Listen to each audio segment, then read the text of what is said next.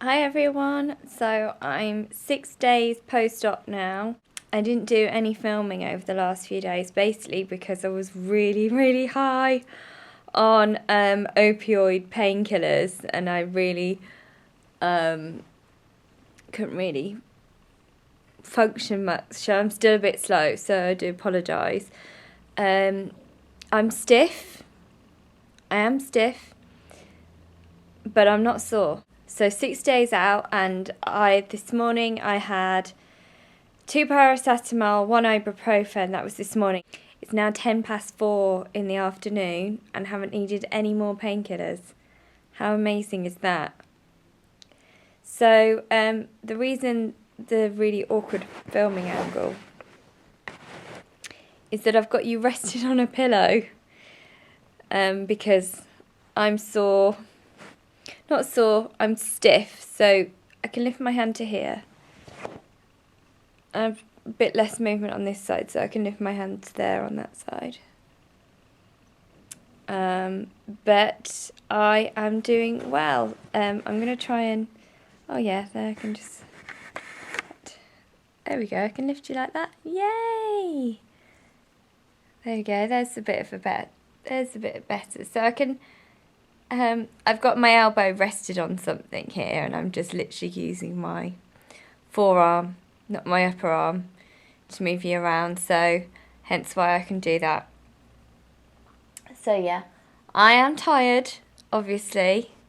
There's a lot of meds coming out of my system at the moment, and I've had a huge operation, but can I just say, it's not as bad as I expected at all. Not as bad as I expected at all. I'm really quite relieved at how much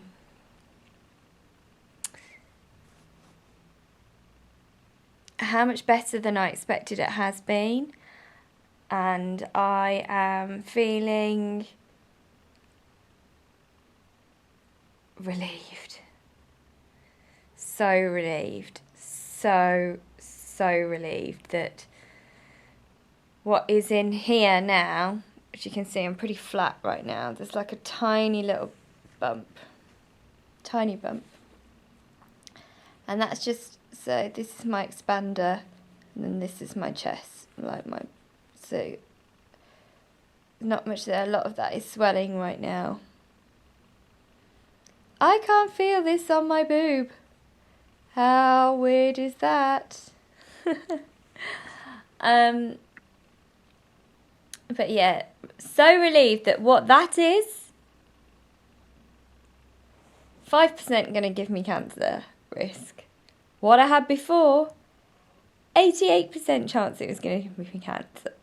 88% chance it was going to give me cancer. So yeah, drastic difference, guys. And I'm so pleased. And I would say the first 4 days were hard. But yesterday and today I have just come on leaps ahead of myself. And it's amazing, actually, once you really start to rest and just not do anything and don't put any pressure on yourself. You're like, okay, I'm just going to sit here. And then it was like, when I woke up yesterday morning, it was like, wow, I am a lot better than I was yesterday. And then today I'm kind of on par with yesterday, but it's, compared to the other day, huge difference.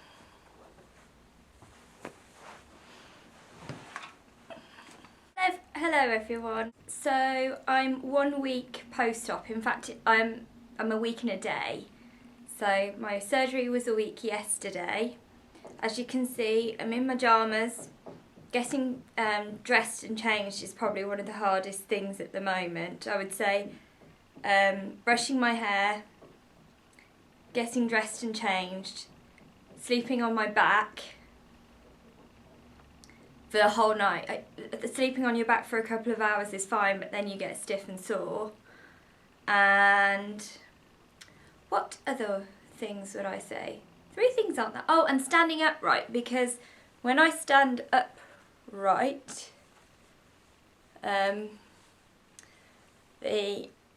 So you remember pre-surgery, all of this area is going to be sore, but what you don't think of is this area, and when you stand upright, it pulls. So I'm trying not to be the hunchback of Notre Dame, but it is a bit sore.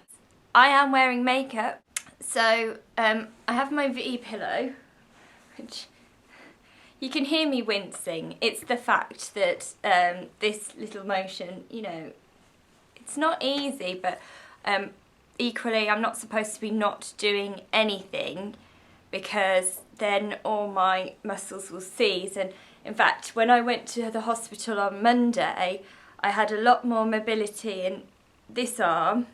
That's about as high as I can get this arm.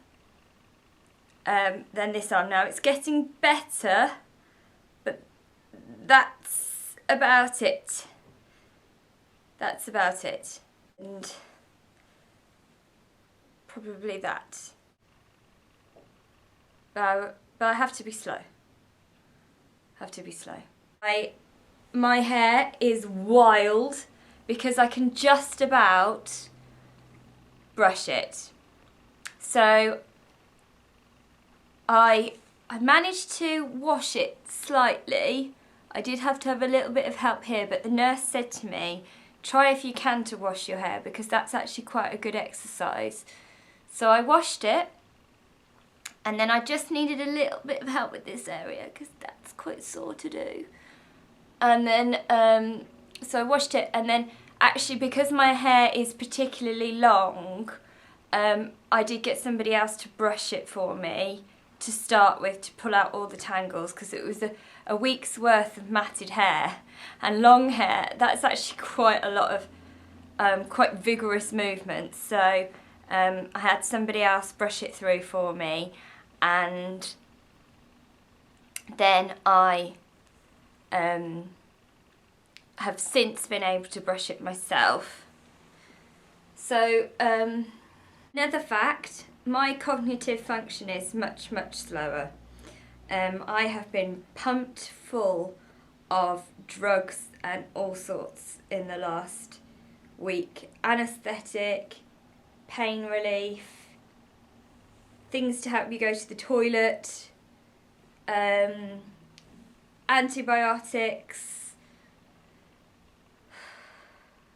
Yeah, lots and lots of drugs and medicine have gone through my system, and I am cognitively much, much slower. I imagine there is going to be a lot of editing on this video because I lose track of my words. They're like... What was I saying? What other things do I have to tell you? First 4 days are the worst. 4 days are the worst. But when I say the worst, they are manageable. They are manageable, but it is a fuzzy haze. And I think if it wasn't a fuzzy haze, then it would be less manageable. Whole experience, the things that really, the hardest part is the drains. And the reason I haven't filmed much at all of my actual first week post-op is that, one, I forgot the memory card for my camera. I forgot to take that to hospital, so there was no filming there. Had no memory left on my phone to even do some phone recording. The drains are the hardest part, because I actually had a particular problem with that when they swapped the first drain bottle. So I had big ones, they were like this and about this big, massive. They did get quite heavy in the first few days. I drained something like 670 ml in the first 48 hours. And then, so they swapped the drains on the third day, the bottles, so I could come home. And what happened on my left breast was that as they took it off, the vacuum, obviously the suctioner, because it was so full, the suction is pretty much gone. And then when they swapped it for a new bottle, the vacuum, it was suddenly like, that actually hurt. It was like huge suction, and it actually sucked so hard that the drain tube that was coming into my chest all around here, actually, with the like sudden suction, if you think like, well, doesn't matter, sudden suction, and it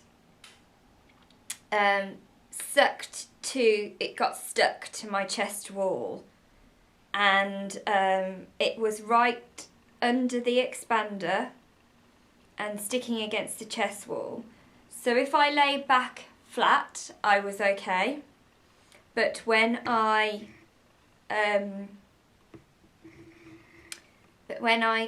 tried to stand up, the weight of the expander then pressing on the tube, the nerve pain was really bad, and that's quite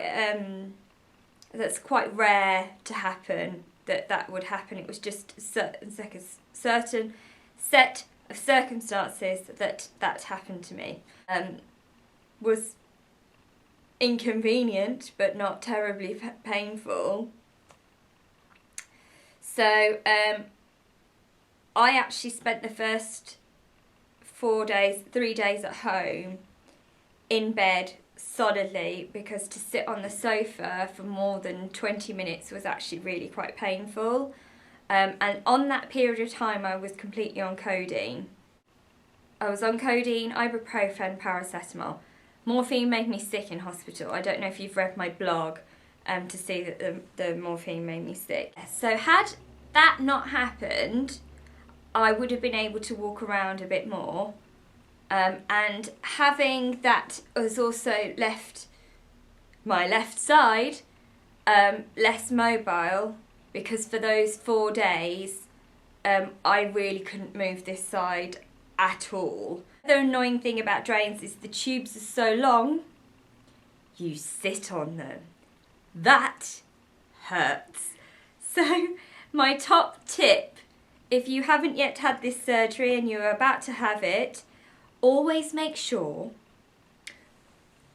your drain tubes are well out of the way from your derriere. I had them in bags, and it's great. The bags were brilliant. Recommend drain bags. And I sat on them a few times, the tubes, because they go down and then into the bag. But of course, the tubes are so long. You don't expect the tubes to be that long. They're really, really long. And yeah, I sat on them a few times, and then when you try to sit up, when you're sat on them, that hurts a lot. So once the drains are out, recovery, you suddenly move so much further forward. I was lucky that I drained so much in those first few days that the drainage went down a lot after that. It depends on the hospital what their different guidelines are, but I was very lucky that I had my drains out much, much earlier than a lot of women. So please don't take my experience as gospel that you will have the same experience. But I would just say, get the drain bags, have the pain relief, get yourself comfortable, don't be afraid to complain, tell the doctors when you're in pain, tell the nurses when you're in pain. My other guideline is, when they tell you, take stool softeners, laxatives, eat prunes, drink prune juice. Listen good, because that stuff, honestly, I have never known anything like it before in my life. Take it all. Take everything they'll give you. In fact, ask for more. Ask them what the maximum amount is, because you will know if you don't. Trust me. That's all I have to say about that. So, on to the next part of what's going to happen now. I am restless, people. I am bored. I need stuff to do. That clap hurt. Ooh. If you follow me on Facebook and Twitter and on Instagram, you'll know that pre-op I stripped down my house pretty much and got everything organised and sorted so that I would hopefully be calmer in my recovery. It is now day 8. I have seen these 4 walls.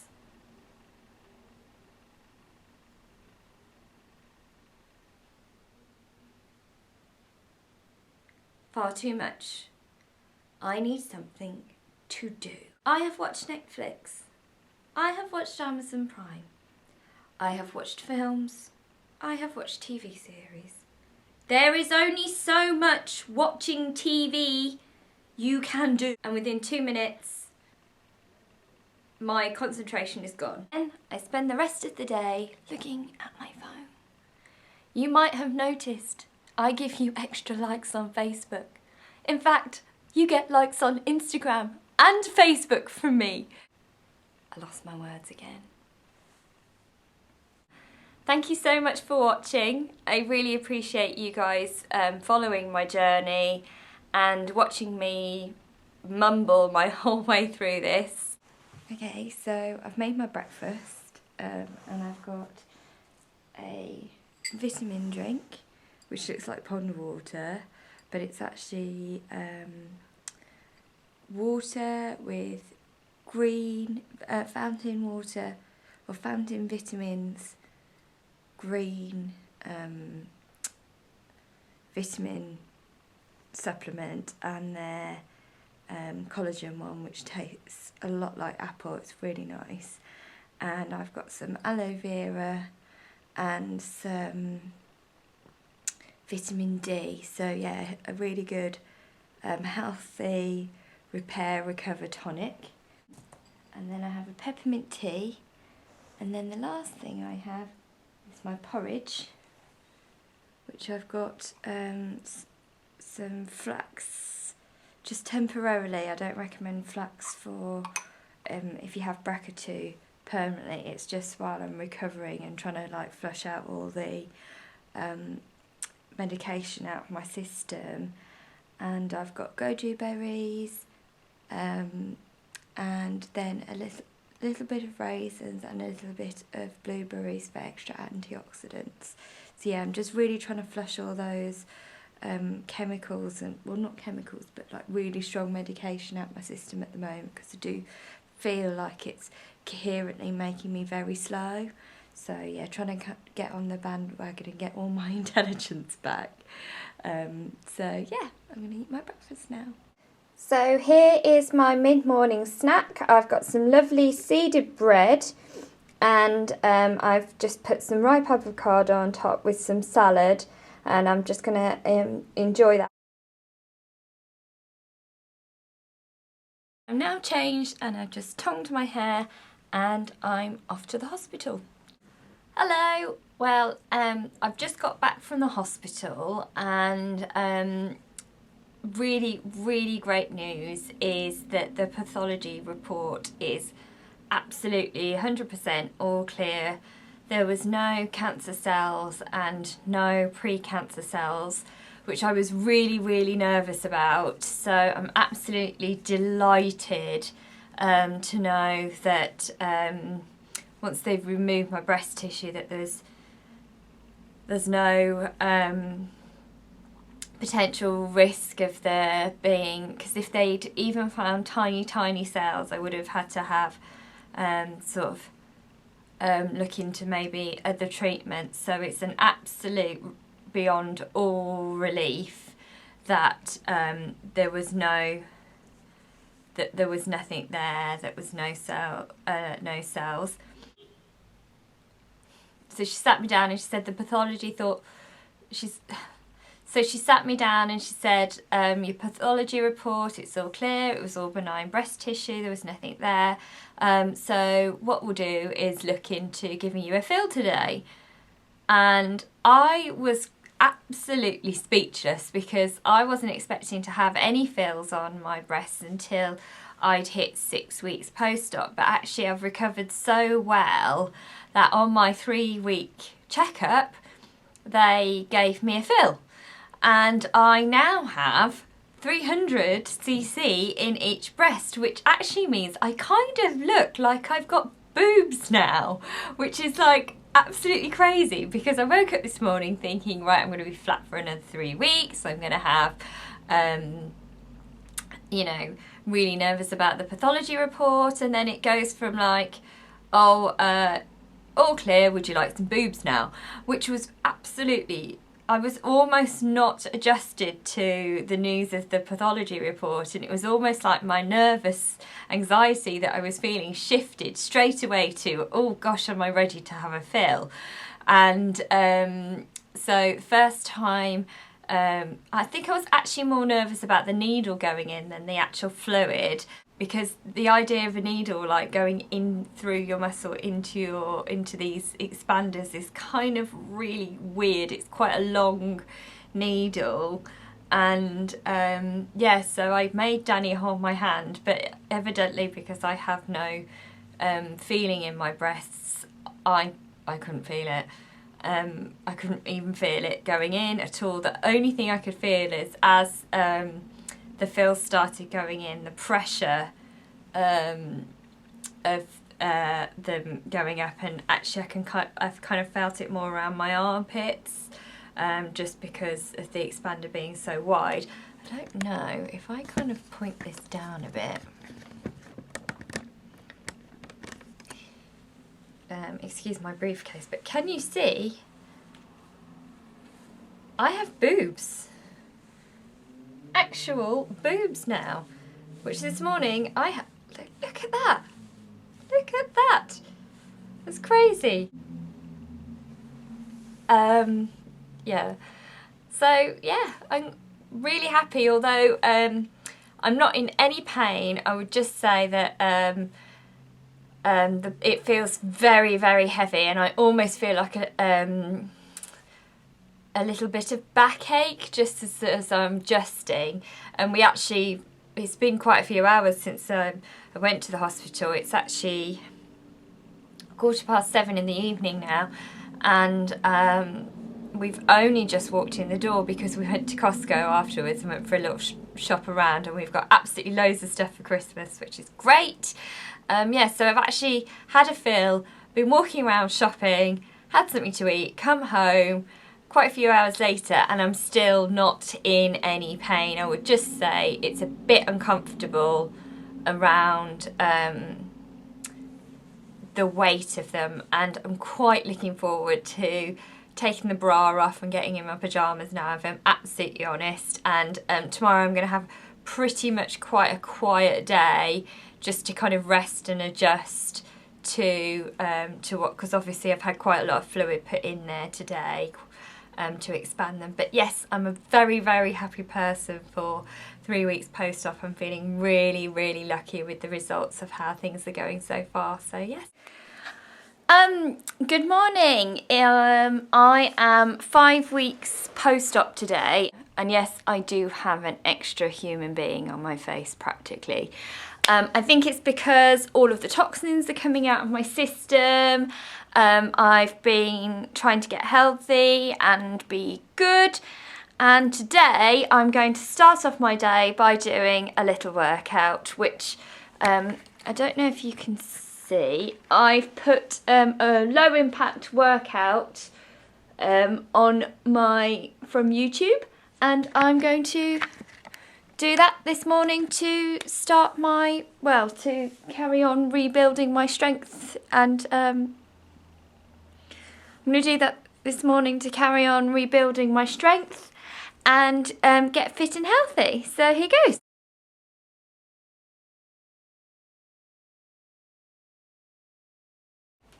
And go ahead and start them up. Make a nice big circle with those shoulders. Drawing them up towards those ears and back behind you. Drop them down and relax. Rotating those shoulders left to right. Try to keep those hips relatively straight forward. All of things on the workout that I won't be able to do, so I'm just doing an active rest when those are on there, because I'm definitely not going to do anything that's going to injure myself. So you can see this on the workout. So yeah, just some extra active rest is fine. Hi, so I've done my workout. I missed off quite a lot of the stretches at the end because they were a lot of it lying on my front, and so in the end, instead of that, I just did standing up stretches to stop myself from hurting myself. And also I think in these instances you just need to listen to your body and understand if it's right for you. So even though I've not done all of the exercise routine, anything that involved any resistance on my arms and chest I didn't do, and it was a beginner's low impact cardio workout, you can still see I am out of breath. I am hot and sweaty, but that's a good sign because it means that my body's just been pushed a little bit. The key with this is that you need to remember that you're essentially a newborn. Your body is a new version of itself. So just like a baby has to learn to walk, you've got to learn to start slowly and ease yourself into it, because don't compare your body to the version of itself it was before. You've got to compare yourself from where I am today to where I am next week. So let's see what happens.